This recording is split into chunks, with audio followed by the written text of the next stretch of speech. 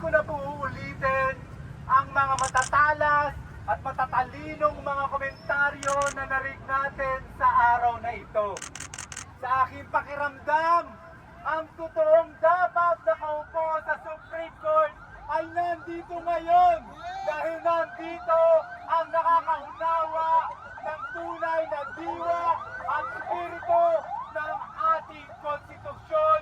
Kaya palakpakan natin ang lahat sa mga matatabang na nandito para depensahan ang konstitusyon.